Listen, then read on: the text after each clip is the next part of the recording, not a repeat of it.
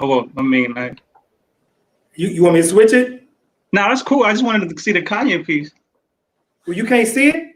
No, well, I mean, my screen is shot through. I'm sure the audience can. It's just my screen is like. Right. All right. We're live. You all ready? We're live. Hold on, man. I thought you said you were going to do a countdown. Here, I'll start the intro.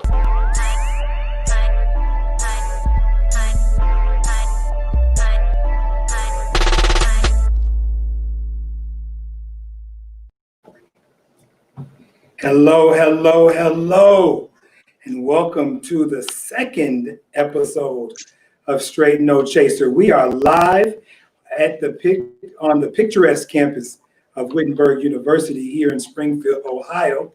I am your host, Dr. Julius Bailey, and I am just excited to bring you another episode, the second episode of Straight No Chaser. You know, I must say to you, though, I must thank you because Monday's episode, at least right before Showtime, we've had over 1,000 viewers already with the first episode. And for me, for my inaugural show, for my inaugural opportunity to do something like this, to have 1,000 people to pay attention to that video, it meant a lot to me. And so I want to thank you for that, especially given, and some of you know, I have to make an apology to Brother A.D. Carson. You, my brother, man, we had some technological problems. We're going to bring you back in, though.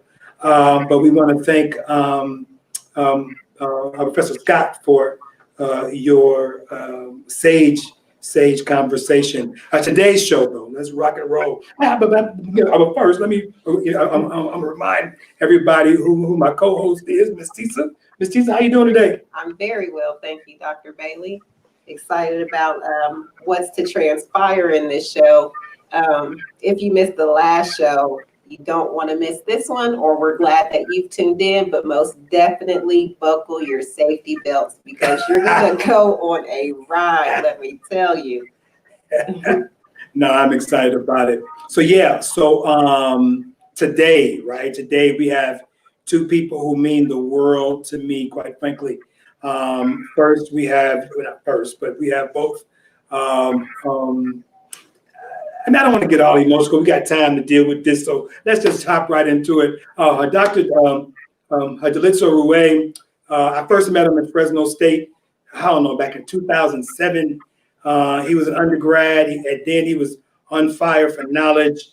He was probably one of the most intellectually curious people I've ever met in my life.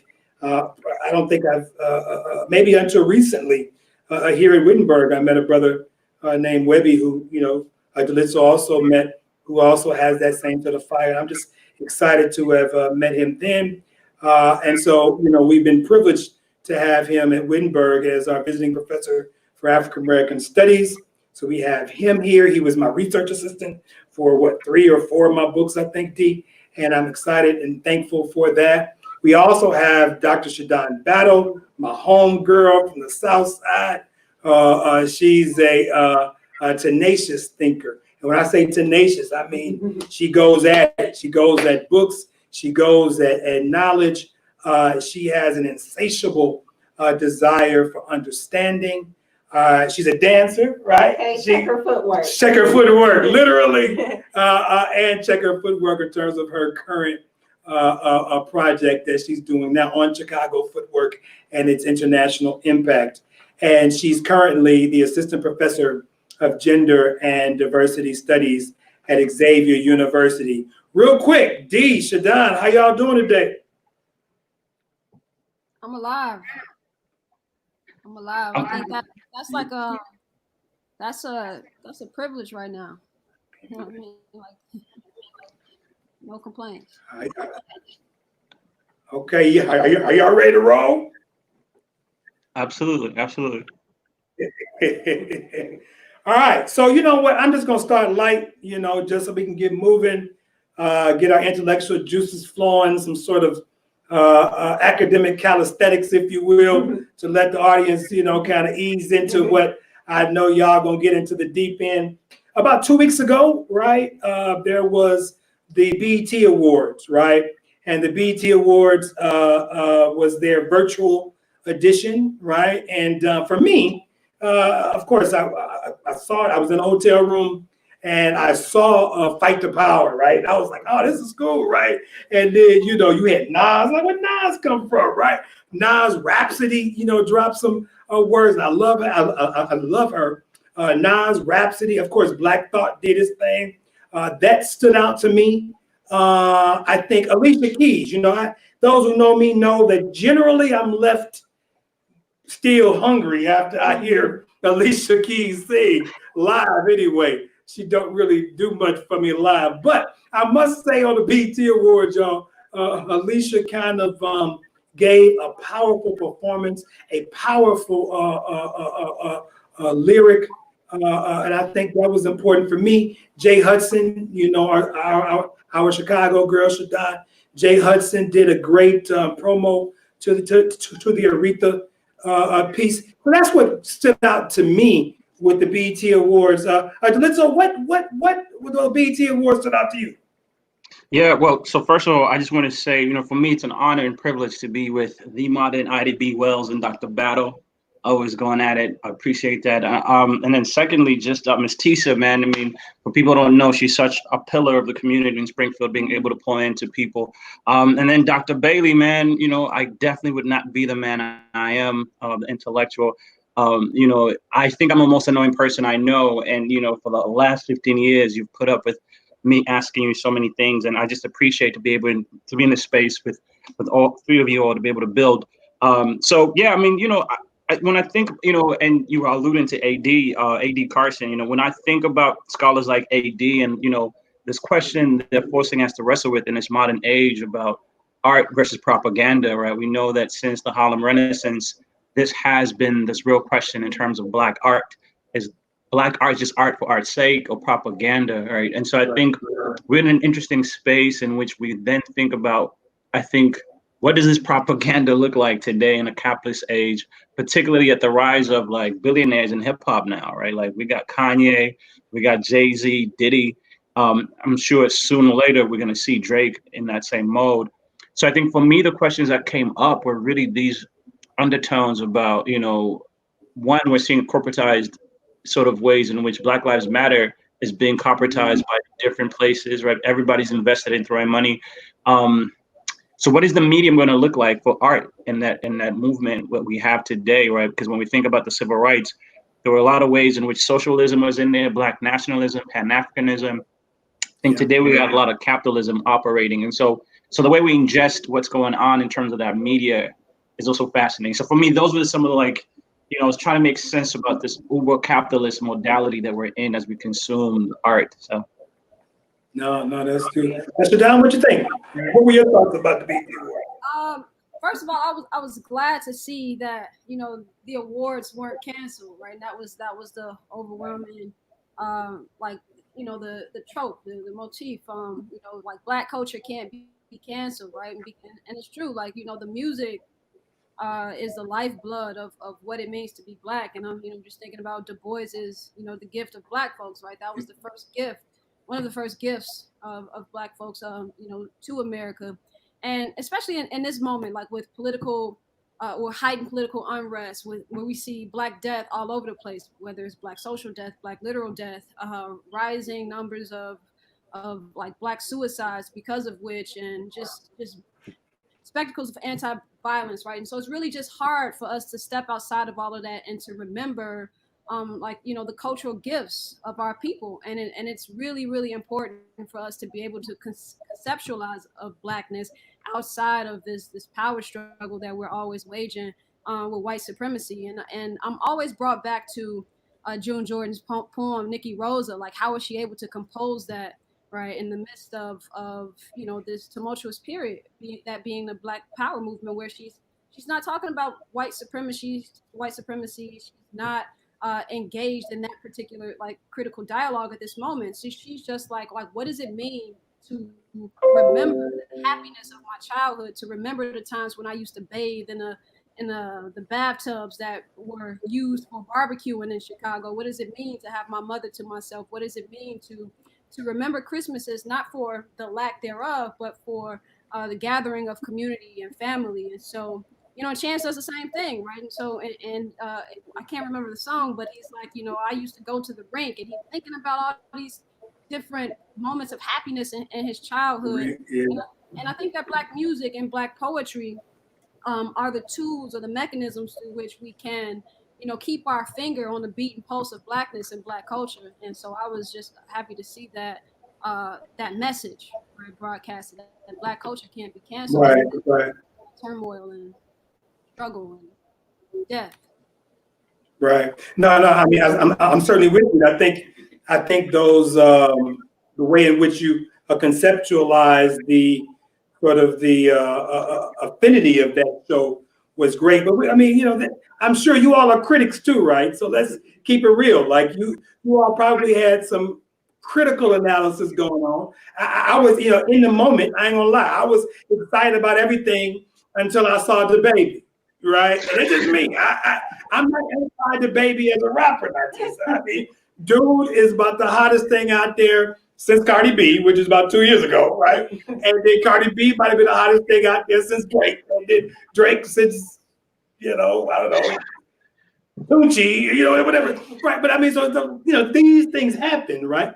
But I mean, the baby and that Rockstar song up against the backdrop of Black Lives Matter, when every week we see him slapping women, every week we see him beating people at the club, and I'm trying to navigate, maybe I'm wrong, but I'm trying to navigate, brother, how do you love us? Well, how do you love it? Right? How is your love manifested? So that was one of the things that kind of, for me, created a cognitive dissonance. Did anything kind of strike you as problematic in that show? Oh man, Dr. Battle, do you want to go first in this?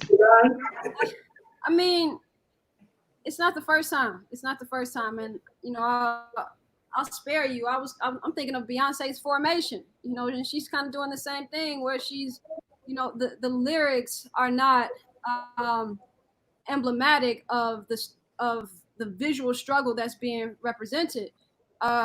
She's like, the best revenge is my money, my paper, right? But that song was created in the backdrop of Hurricane Katrina, hence the visual iconography in the song, and I actually taught it alongside Jasmine Ward, Salvage the Bones, where like we see poverty and the structures that create Black poverty are like the very factors that prevented a lot of Black folks from surviving Hurricane Katrina, right? And so like in that case, Black folks don't have capital, and this little Black girl didn't have the capital to survive the intracommunal sexism and the intracommunal violence, sexual violence that she experienced in the midst of this hurricane. So she's trying to navigate all these things. And I know it was an affirmation of Blackness, but here, Beyonce is saying, like, my best revenge is my paper. But we're talking about, a ward at the, I can't remember the census data at the time, but this is like one of the poorest cities, in the U.S., right? And so I think that it's not the first, but I'm also brought back to June Jordan's words. She was giving a book acceptance speech, and she was like, tell Bill Cosby to stop talking about the kids and the sagging their clothes and their materialistic ethos, right? They talking about money because they don't have it. And so maybe this conspicuous consumption that we see in, and the song Rockstar in the second half of the performance, maybe we can understand that as cultural critics, as a critique of this capitalist, this racialized capitalist monster that keeps us, submerged and in a constant state of, submission and consensual submission, right? And right. Relegate. Right. Okay. I mean, I'll accept that. Before I get to you, D, let me push back a little bit since you mentioned Beyonce. I don't want to, I don't want to upset a Beehive. This is show 2 now. I need this to last long. Beehive people, you know what I'm saying? Tune in. Don't get mad now. You know what I'm saying? But speaking of Beyonce though, and speaking of this last show, we can't forget this Megan Thee Stallion performance, right? So Megan Thee Stallion, Beyonce wasn't there, right? And Megan Thee Stallion chose to use the remix version of her performance, in her performance. and then used the remix under the backdrop of Black Lives Matter scaffolding, right? Outdoor scaffolding, blah, blah, blah. So, you know, I mean, the heterosexist in me, right, appreciated the twerking in front of Black Power. But then the intellectual in me is like, whoa, what's going on? So, ShaDawn, let me just ask you. I mean, you're in gender studies. You certainly appreciate the operative workings of female bodies and agency and the way in which it sort of, you know, it can play. Tell me why Megan Thee Stallion on that performance wasn't as problematic as I might think. Oh, okay. So, you know, and I'm thinking specifically about Meg twerking, right, behind the Black Power fist, right? And I'm thinking of all of everything that fist, that iconographic image inscribes historically. And I think what she's doing is she's refining and making us redefine blackness and Black power, the terms of blackness and Black power and Black liberation, right? And so, like, she's saying that, and she's not necessarily saying this, but as a cultural critic, like, you know, we can enter the conversation and say, like, look, this is instructive, right? So what she's doing is saying, look, like, it's saying, like, hey, like, Black female sexuality and corporeal expression have to also be signifiers of this Black liberation agenda. Mm-hmm. You know, and I was talking to Dee, I'm like, you know, the post-Black body, the post-Black power movement archetypal hegemonic body is the Black male body, right? And all of its expressions, all of its markers of hypermasculinity, etc. And what she's doing is saying, and I keep saying what she's doing, but what we can arrive at it by saying, like, hey, look, she's widening this framework, right? So she's saying that we have to consider other modalities of being, right? Black female sexual agency and corporeal agency, right? Within that framework was much too narrow. And I know you're gonna push back and say, like, well, you know, it's performative. You know what I'm saying? Your word is transactional performativity. It's performative. Yeah. And I think I would push back, and I would lean on the scholar David McBride's theory of the theater of abolitionism, right? Where he's saying, he's looking in the context of slavery, and he was saying, like, look, you know, like, the slaves who were given testament to their conditions, right, within the institution of slavery had to do so performatively, right? They had to operate within a discursive terrain that included these, like, social codes that have been made possible by the institution of slavery, and that is the moment of articulation. So when you do that, you can be heard. So perhaps the twerking, then, you know, it's one thing to read Harriet Washington and to understand the ways in which scientific racist and gender discourse has led us to this, you know, moment of medical apartheid, but it's another thing to look at the overdetermined sexualized Black body as the evidence of that, right? And I think that we have to sort of learn how to listen to how that body is intelligible in other ways, as opposed to just seeing a twerking body that is antithetical to a Black liberation movement. Okay, I mean, because really, Dee, I'm gonna point it to you. I mean, I don't care how you slice it, you know. I don't see Elaine Brown twerking. I don't see Angela Davis twerking, right? So, but that's just me. That's me. That's an ahistorical argument, though. Okay. Wait, we got to move on. So, D, you want to join in here, or you want to take it somewhere else? What was problematic about the show? Well, so, and I mean, it kind of gets to both, like you're alluding to, you know, and because I had two moments, right? So even as we're just talking, like Dr. Battle just, you know, expressed and explained, I think for me that moment becomes interesting for those very reasons in which you point to. Elaine Brown, for example, in Taste of Power, in her memoir, right? She's more vocal about the sexuality of Black women in the Black Panther movement and the Black Power movement, right? Which is a really drastic reading that we get from somebody like Michelle Wallace's text around the myth of Black women and Macho, I think is a text, right? So there's this other conversation where the women who were there in the movement were talking openly about sexuality and the politics that was linked to the Black Power movement, right? And so even so far as going to actually being the focal point in which the ideas of people with guns, right, were women. Women were leading the marches in terms of organizing, right? So the debates that happen internally, even in terms of the school structures. We know that the curriculums are created by Black women in that space. So there's an interesting mode, I think, that sometimes we've missed in the academy, for other reasons in which we can get to later.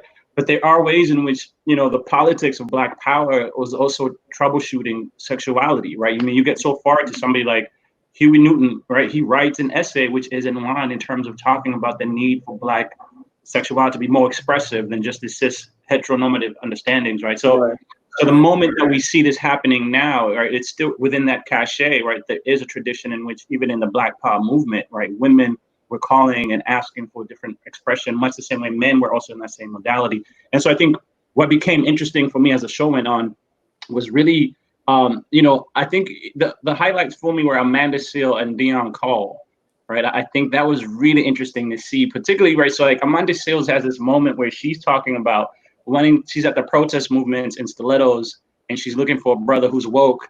And I had to pay for a dinner. Right, so I was like, man, right? So it's like, which one is it, sis? Like, can I be woke and a capitalist? Can I be Jay-Z? Because I'm gonna get called out. I'll be canceled, right? Like, which one am I? What am I doing in this modality, right? But there again goes this, understanding of the ways in which Black men may be accepted in a movement in this contemporary moment. How do we show up, And then, conversely, I thought Dion Cole had a really interesting quip about, moving forward, Black people don't need to use their white voice in these spaces, right? Yeah. And I said, oh my God, so much of what we've theorized is this need for, and we notice, right, in these spaces that we worked in, we're constantly having to show that we're not a threat, right? Like the constant ways in which in academia, in the workspace, so I thought Dion Cole, I think for me, was the highlight in that real space for the everyday Black person who has to go back when COVID is exacerbated and we have to enter into the spaces. How do we show up as our authentic selves, given all these ways in which whiteness is going to try to co-opt itself in different ways? So those were interesting moments for me. I mean, the art piece was just like, artists are going to do what they do. They're capitalists, they're going to pander. But I really thought the comic spiel was really interesting, which is why, at some point, I'd love to get Dr. Tissa's understanding on that too, because I think those comics really highlighted something that was interesting for me. Do you have it? I mean, do you remember that aspect of the show? I do not. Oh, okay. So she don't remember the aspect of the show. I'm all in. Like, okay, yeah, I wasn't ready for show. Let me put my seatbelt on. So let's first of all, let me just do a note here. Who you have on live here? This is Straight No Chase with Dr. Julius Bailey. We have a Professor Dalitso Ruwe and Professor ShaDawn Battle. So look, the two of us. The three of us actually had the privilege of working together all last year, and it's a privilege that I might take to my grave, and I'm grateful for it, and I hope the students who all experienced it last year were grateful for it. But one of the things we promoted last year among students who were really interested was books, right? Just learning the books. You see my shirt today, book. And so I wanted to kind of ask you all just another kind of general question. What was the last book you read? And so I'll just kick it off. The last book I read actually was just Monday, and it was James Baldwin, right? And his Evidence of Things Unseen.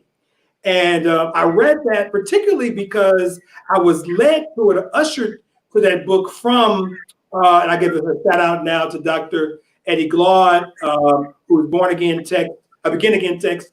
On Baldwin might be one of the most visceral and sort of gut-wrenching current day analysis of sort of any historical figure, let alone in James Baldwin. Frankly, just a shout out. Eddie Glaude will be on Straight No Chaser. So if you're watching right now, we will have Eddie Glaude on Straight No Chaser later. But last week, on a dialogue with Eddie Glaude and Cornel West. Speaking of which, Cornel West will also be on Straight No Chaser. His day is locked in. It's August 3rd, I believe. But anyway, so mark your calendars. Cornel West will be right here on Straight No Chaser, August 3rd. But in their dialogue together, they came up with a term where Eddie talked about this sort of scaffolding of lies. And so, Dalitso, you just mentioned Dion Cole's kind of relationship to sort of look in this moment where there's a lot of wokeness going on, or there's a lot of political activism, and Black folk are feeling themselves what might not be understood is that a lot of Black folk like me, like Tisa, a lot of professional Black folk like yourselves and others are finding themselves in proverbial white spaces, having to do what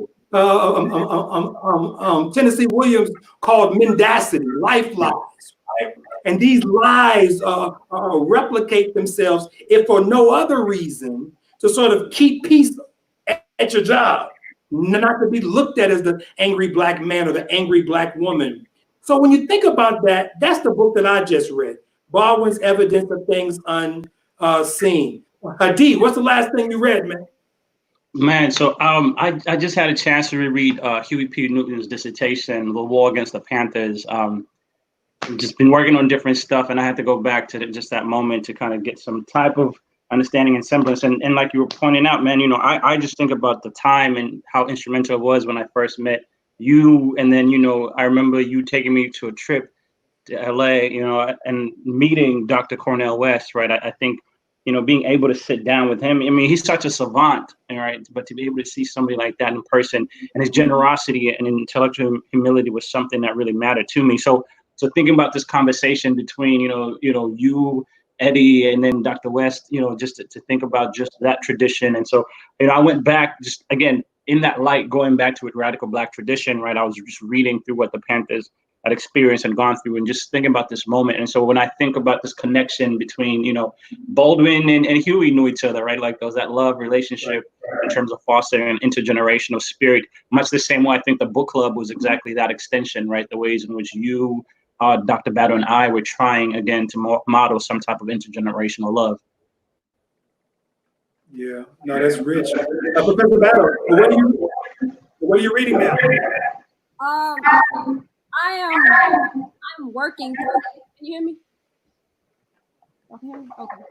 I'm working through Jasmine Puar's The Right to Maim, Debility, Capacity, and Disability, and I'm using it for my project. But I'm really reading it at a pivotal historical moment, right? Because she begins the book with the Black Lives Matter movement and with the Palestinian resistance movement, and basically what she's doing is like offering a much more nuanced and complex understanding of disposability or the biopolitics of disposability. So she's moving from Foucault, who's saying like, look, we don't have to discipline the actual body anymore, right? We just create the conditions where we can regulate the body by making sure that the body is producing, has utilitarian value in this neoliberal capitalist structure. And so what she says is like, now we got to get outside of this binary between disability and ability, right? So she says like, I might not be disabled, but that certainly doesn't mean I'm an able body either, right? So like she's trying to find this sort of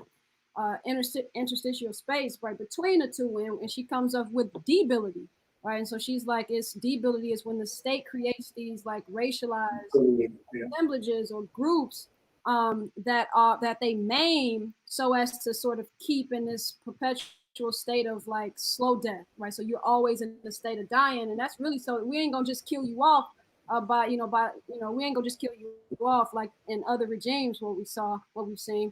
What we're gonna do is keep you in this sort of perpetual state of slow death, so that we can keep you within this capitalist this captive labor force. And I'm glad that she situates it within like disability discourse and the politics of how we understand what it means to be human, but also in resistance movements, because it's right now I'm just thinking about how the state sort of maims and actually kills, Black folks and brown folks. And so creating the conditions where, you've got thousands of protesters swarming the streets, right? In the middle of a global pandemic, right? And most of these protesters are essential workers, and so they might contract the virus at these protests, and then they have to go and work. They still have to go and work, so they're still a part of this sort of captive labor force. So I'm just like really trying to make sense of the biopolitics of disposability and debility and what it means to be human, and how we come to understand and define the human in this particular historical moment.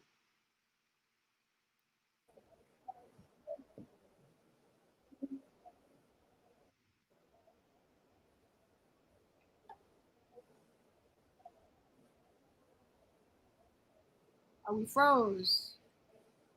Sure. No, that's rich stuff, right? And I appreciate that. D, one thing I do want to kind of come back to you.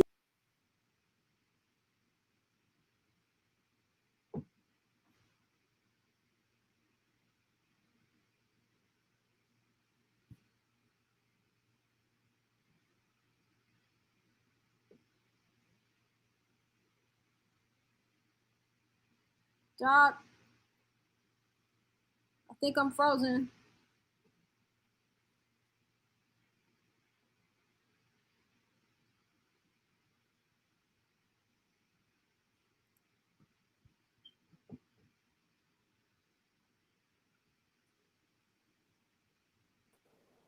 Oh, there we go.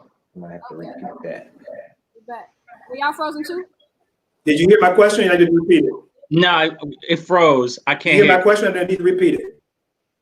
Could you repeat it? It froze. Okay, brother. So just real quickly. Yes, that's cool. Can you hear me now? Yes.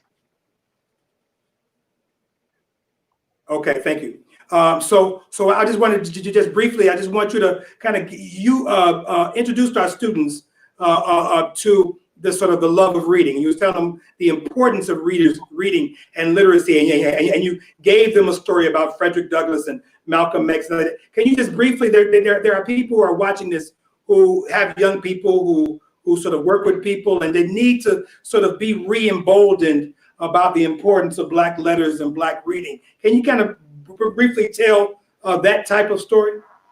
Yeah, no, absolutely. I mean, so one of the most, I think, underrated aspect of Frederick Douglass's trajectory was that he was a profound reader, right? I mean, in his narrative, he talks about the ways in which he had to trick the white kids to be able to teach him to read. He would do small things like give them candy, right? So he was really fascinated at a young age. He was very precocious and really kind of questioning this idea of what it meant to be a slave, right? So he's reading the Bible, at the same time he's looking at his condition. And so what happens in the midst of all of this is that he reads the Bible and he says, none of this matches up with my liberty of who I am as a person, right? So at a young age, he actually becomes a pastor, right? He becomes a minister. So in the cabins, right? He's out here arguing theology with the different enslaved people in the community.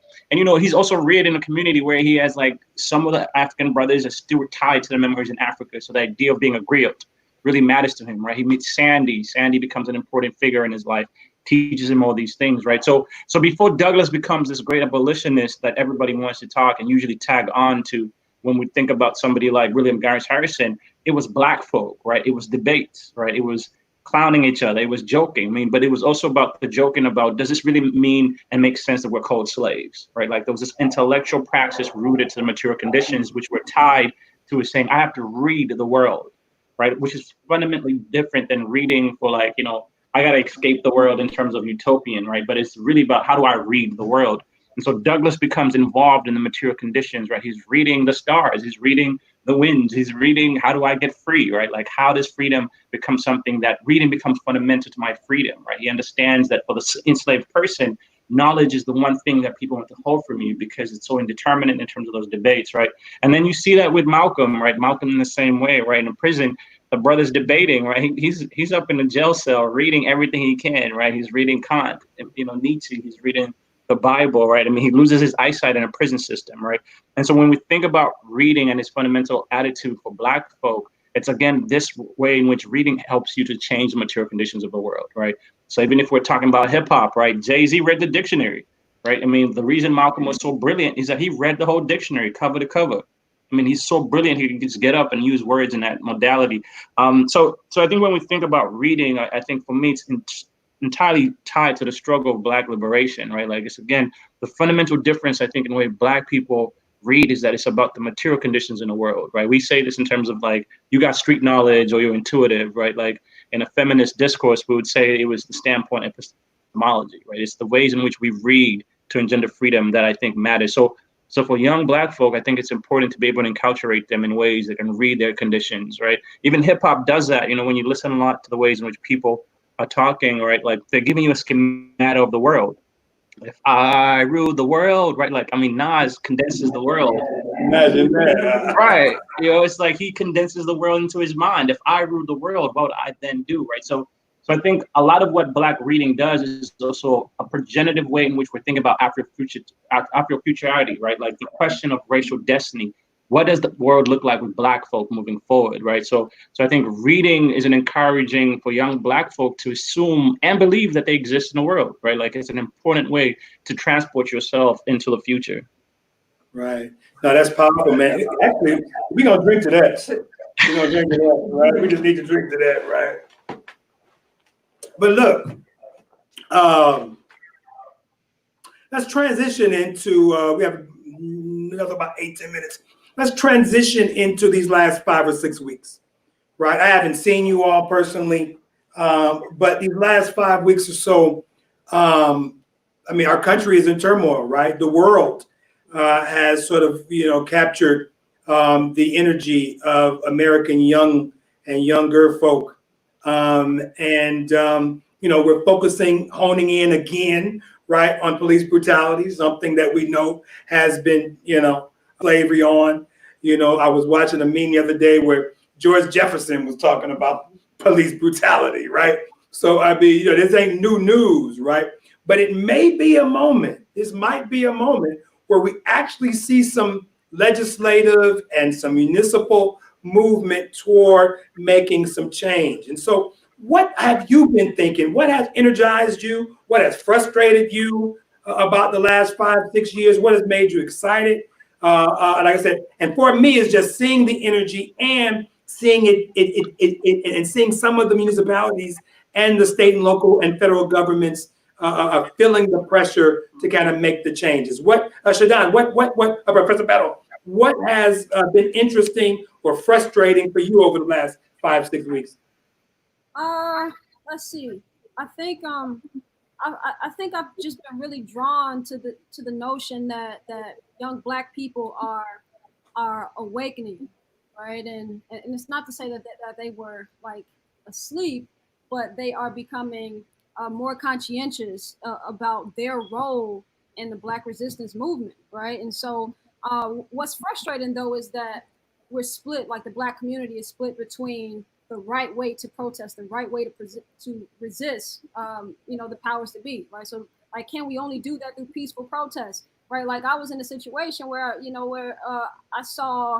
was at a protest and it was led by the Panthers, but, they were invoking the tradition of the Black Panthers, yet they were asking for like sanitized versions of protests and resistance. And the young Black folks was like, nah, like, we don't want to go home at this particular time. Like, no, we don't want to only, we don't want to be like mandated to this particular street. Like, we want our resistance to exist in spaces that are like not policed by people who are actually supposed to help us, like articulate our demands. And so, like, I think that young folks are realizing the agency that they have and resisting white supremacist oppression, right? And that might come from looting.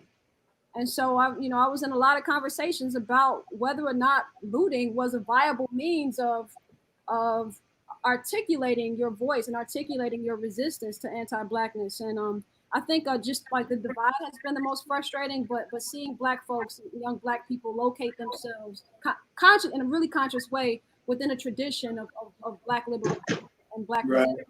Right. No, that makes sense. D, I mean, what's been energizing for you? Anything frustrating? Anything exciting? So shout out to Dr. Scott. He made me think a little bit about this. I mean, he had an interesting quip and synopsis about just the struggles and successes leading up to this movement. And so I think he was trying to make a really important claim in terms of what this generation has done in terms of the focal point. And the philosopher/historian in me is also, and the critical race theorist would say in me, I am hopeful, but also pessimistic in ways in which we know that part of any discourse of reform in this country really emanates with what type of violence then would be used on Black folk, right? Yeah. So even at the ending of slavery, we realize that part of what ends up in slavery is an indeterminate idea of lynching laws, right? It never becomes a federal mandate, right? So we see the rise of lynching as an actual modality. Right. And then after lynching, we see a debate that happens because now white folk are going to go off to colonize Africa. World wars are happening.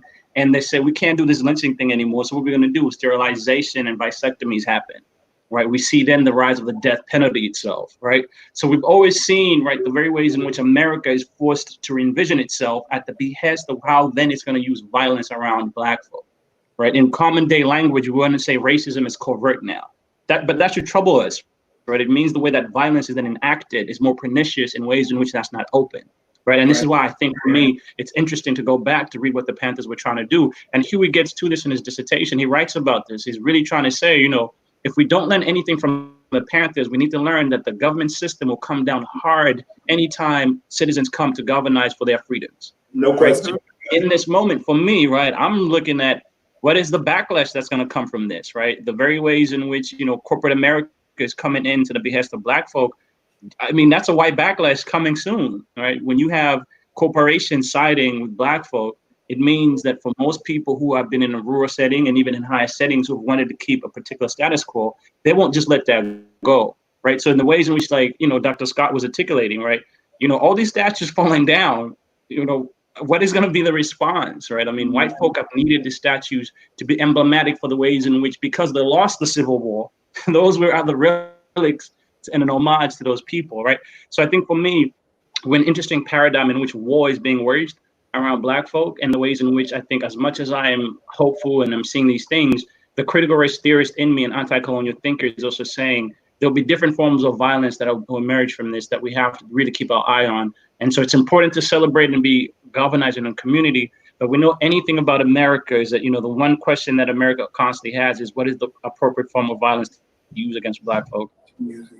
Yeah, man. I mean, you know, and that, I mean, if I could teach in this very moment, of course, we all in COVID-19 and that kind of things, but if I could teach this very moment, exactly that, which is, you know, listen, don't let them paint all the streets Black Lives Matters and make you happy, right?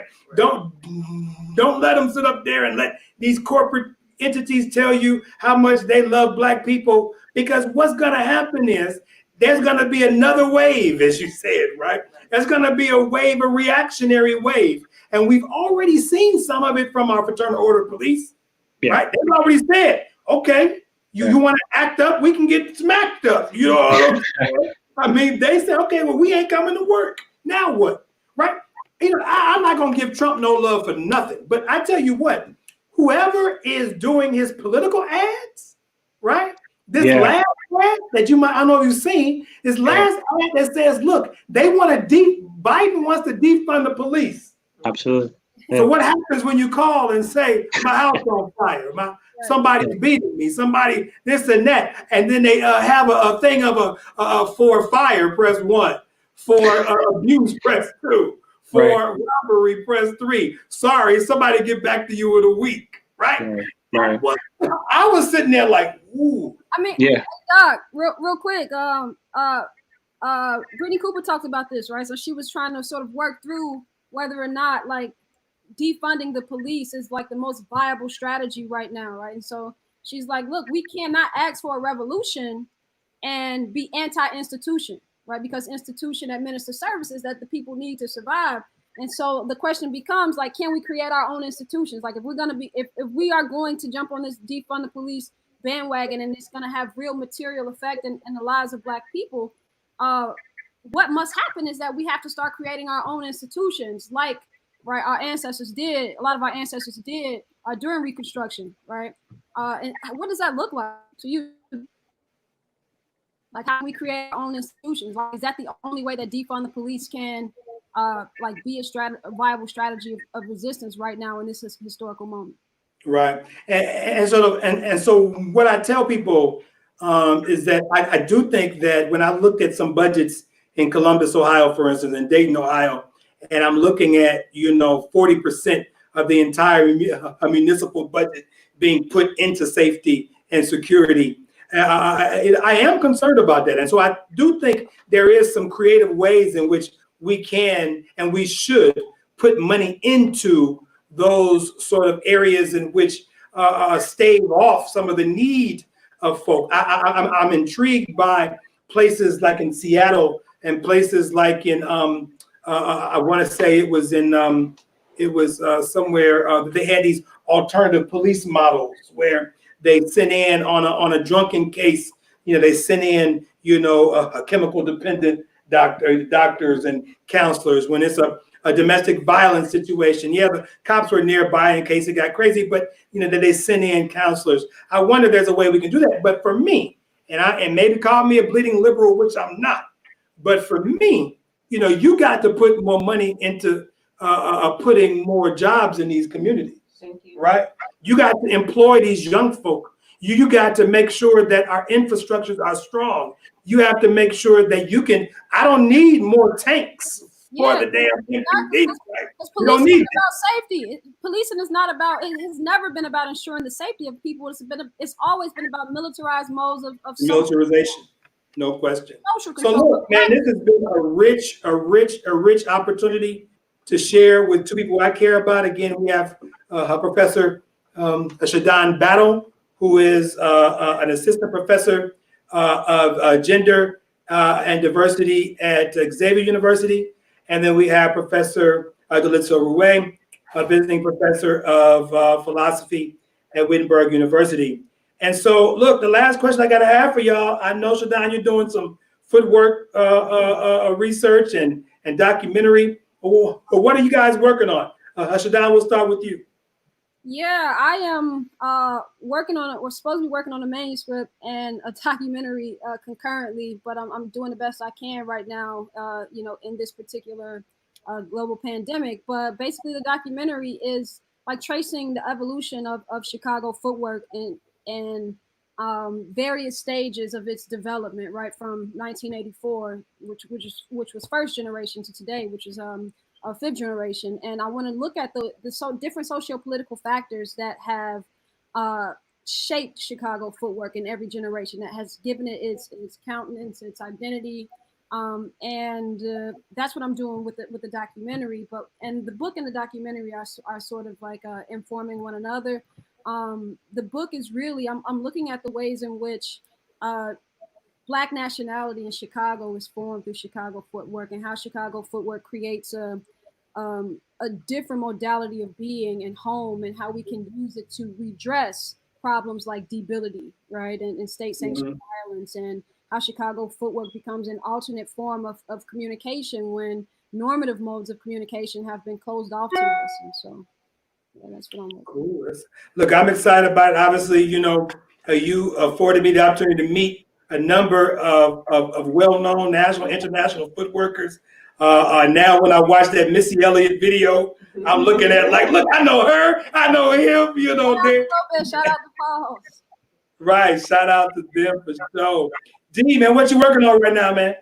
Man, well, so first of all, shout out to you, man. You taught me this little strategy about, being able to use the classroom as a way to be able to do some writing, So one of the things I had to teach, one of the fortunate things I had to teach this semester was a philosophy of law class, where we really looked at the construction of the Black male as the prototypical criminal in the legal system, So the last couple of days, I've been working on a paper that really looks at the theories of eugenics ideas in terms of Black men as a prototypical criminals. I've been looking at Katrina, right? The vigilante violence that happens in Katrina, the way, we haven't talked seriously about the way Black men were shot to death in Katrina. But also, I found, I've been having some conversations with a friend who's a medical doctor. I was looking at the autopsies of Eric Garner and George Floyd, and, it's been interesting to see the way in which they've couched their death and how it fits into a particular spectrum that comes from the 1980s, when chokeholds were a particular prevalent thing in LA, right? So since like 1976. So I've been interested in a way since the legal system, since 1976. We always talk about the, Graham versus Corner or Tennessee versus Garner cases, right? But when you actually look at those cases involved Black men, right? So I've been interested in the ways in which the very legal system that we have today, the statutes on the law that, people can use when Black men are killed and Black people are killed in general, are based on Black men, right? In the legal system, are these statutes there? So I'm working on an article that elucidates this. And then just the last point, like we're talking about, the FBI in 2017 released a report on Black identity extremists, right? Like at the height of what was going on in Ferguson.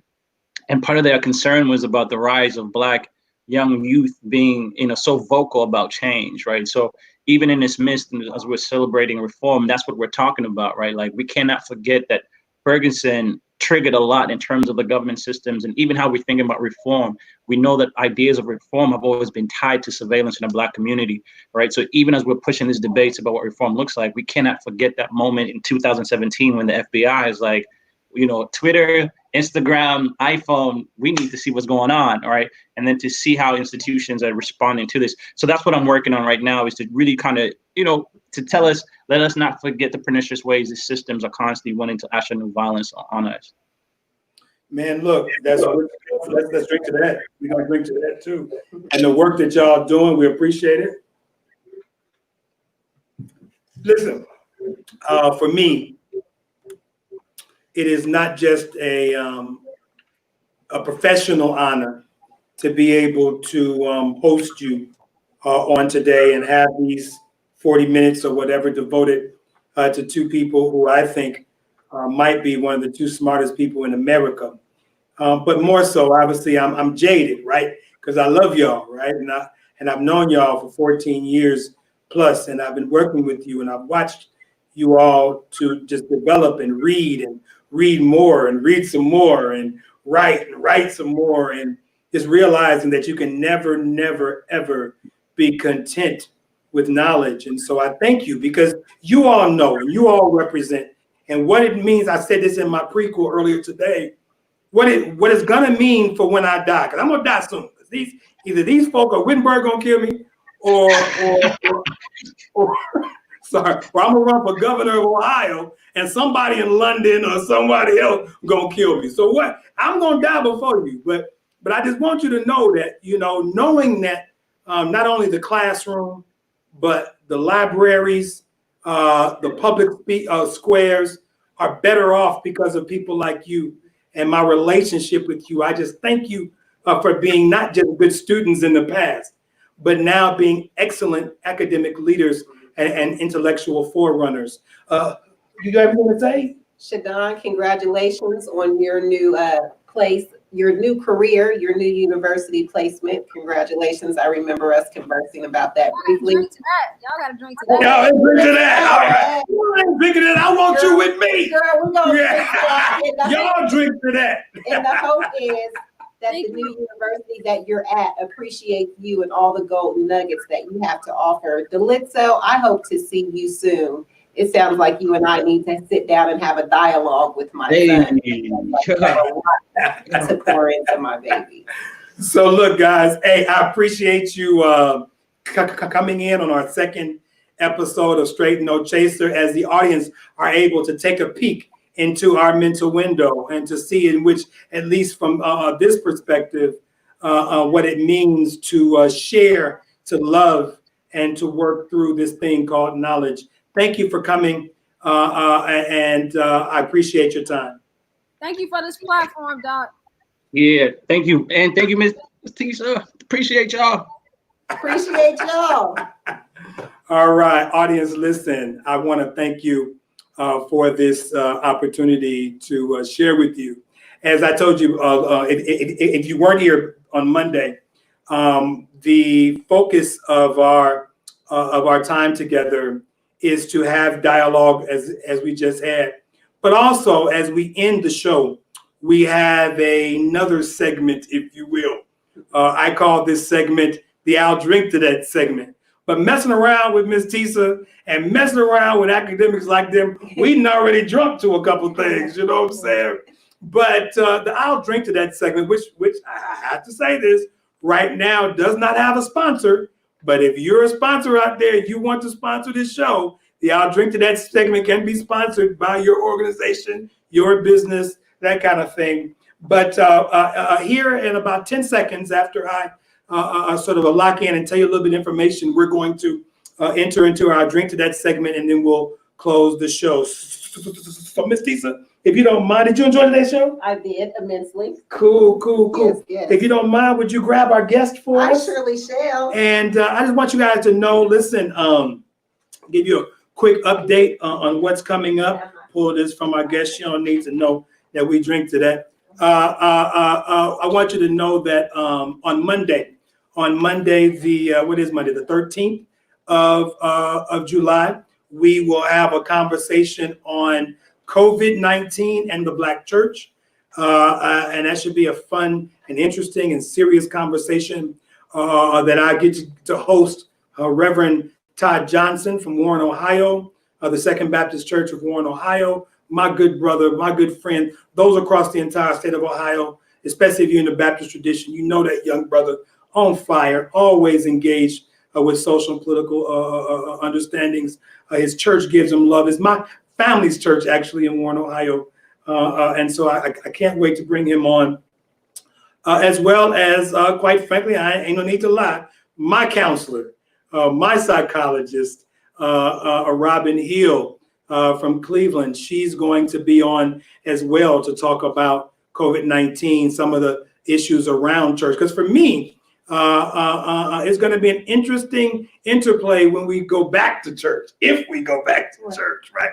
What's going to be the psychological sort of shifts is going to have to take when we go back to our churches and mosques and temples. What are we learning about ourselves, about our spirituality, as we've been away from church now for 7-8 weeks? So that's going to be Monday, the 13th. And then on Wednesday, we're going to where are all the brothers in the classroom?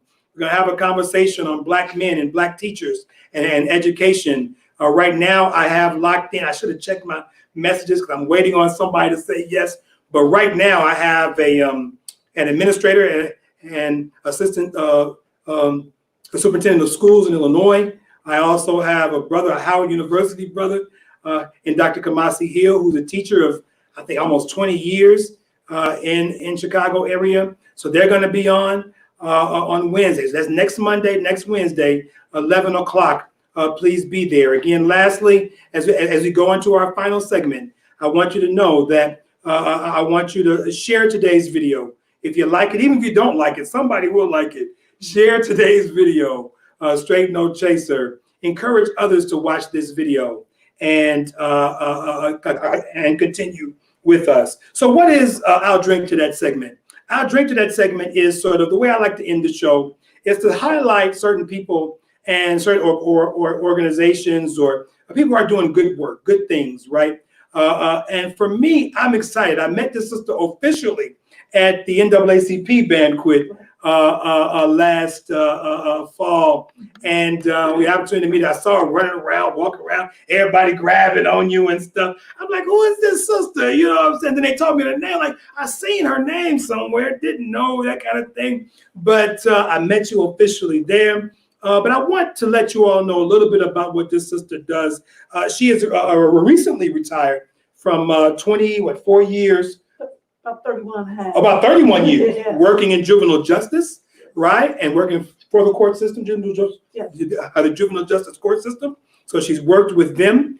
She's also, well, I'll tell you her current thing in a minute, but she sits on numerous boards in our area and in the local city and area. She is currently the director of community relations at our sort of our community health organization called Rocking Horse here in Springfield, Ohio.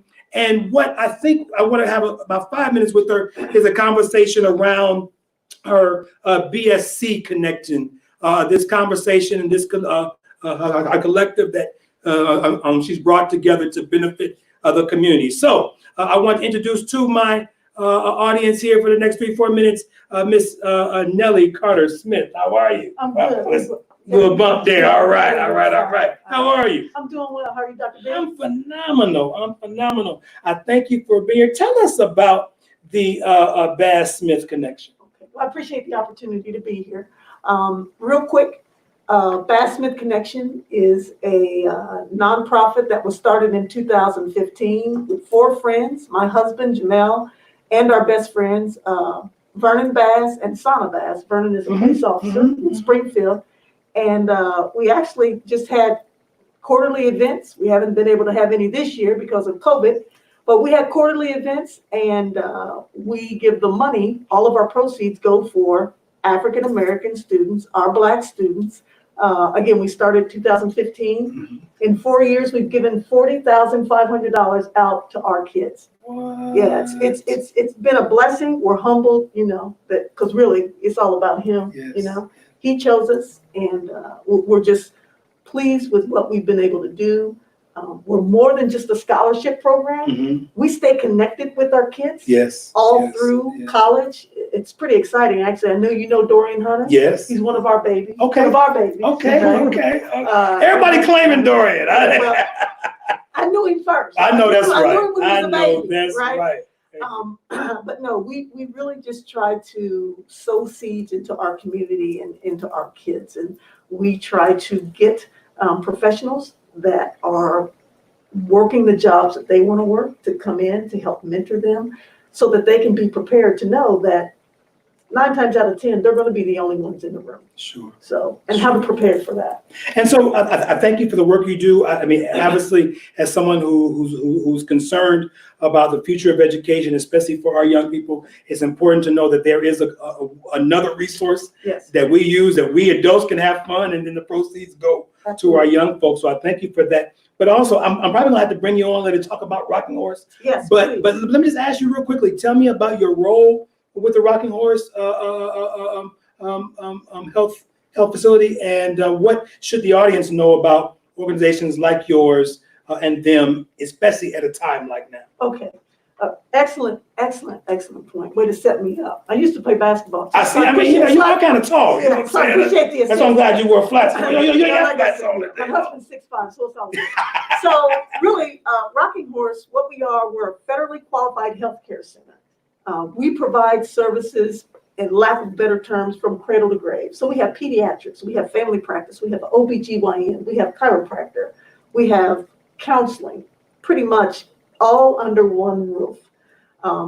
With COVID-19, that really has been an impact. It's impacted our community specifically.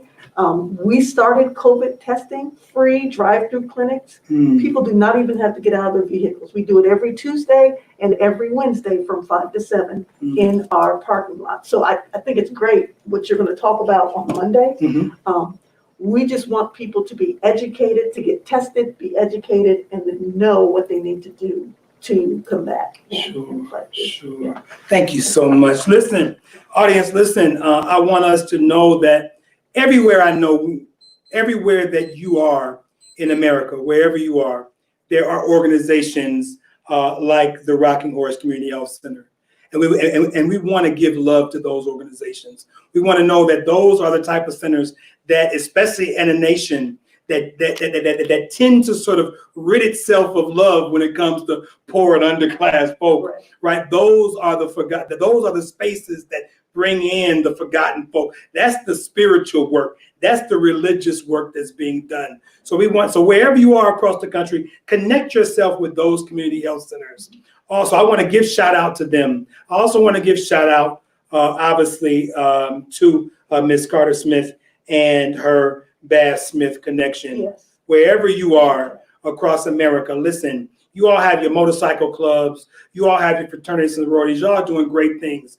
Don't forget that this COVID-19 has placed a lot of our young people in a disadvantage. And we need to make sure that all our social organizations, all our culture clubs, all our opportunities can be directly fixed at making sure that we fill in the gap. We become, as William Barber says, the repairers of the breach, right? And so we can do this. And so for today, for people like Miss Nettie Carter Smith, for people like who do the kind of work that she do, I just want to raise my glass to you and thank you, because it is because of you that we can sustain. It is because of you that we can continue. And it is because of you that we will win. Thank you, John. I'll drink to that. Appreciate it. One quick thing. Okay, so we haven't been able to have any events this year, but we still got kids we got to get through school. So we have organized, we're going to have a march. You probably don't know this, Doc, but both of our husbands are police officers. Okay. So we want to organize a march. It's August the 8th. It's going to start at 9 o'clock. We're going to meet down at Hollenbeck Bailey Center. We're going to have T-shirts and masks, obviously, because we want to practice social responsibility. We'll have that available. We have a website, bassmithconnection.com, but we want to push this out because, again, this is about, one, educating people about Black lives because we know that they matter. being able to listen to our husbands who are Black men, but are Black police officers, and hearing their story through their own lenses. It's very different than ours. Yes. And then also celebrating our kids. Again, BSC has been around for 5 years, and we've been able to give $40,500 to about 40 of our kids. That's rich. And it's amazing. And we still want to give scholarships. We're going to give a few scholarships that day. So come on out, hit me up on Facebook, Wynette Carter Smith. You can reach the doc. He knows how to get in touch with us. So let's all come out, join together, and support and celebrate our Black youth. All right, Straight Don't Chase It. Listen, follow me. I'm gonna give her $100 a day.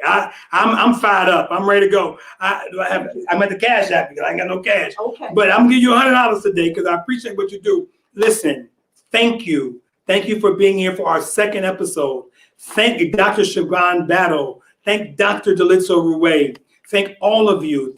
I'm grateful and gracious that you allowed me an opportunity. Those who are watching, those who have shared this, those who are going to continue to share it. Listen, you hit 1,000 on Monday. I want to hit 1,200 today. Can we do that? Can you help me do that? Right? So share this video. Talk about the conversation. Like us on Facebook, Straight No Chaser with Dr. Julius Bailey. And listen, take care. Stay strong. Stay safe. Wear your mask. And I'll see you next Monday. God bless you.